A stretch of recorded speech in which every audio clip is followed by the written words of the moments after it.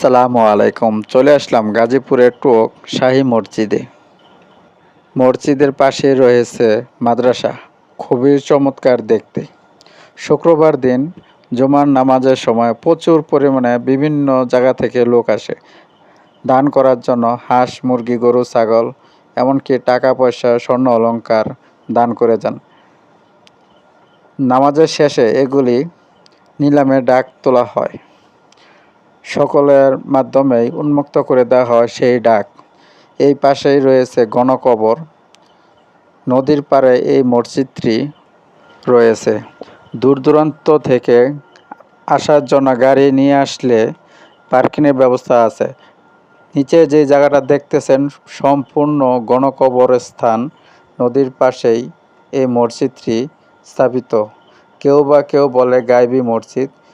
এই পাশে একটু গ্লাস রাখা হয়েছে, এই নিম্বরটি নাকি গায়েবী হয়ে উঠেছিল।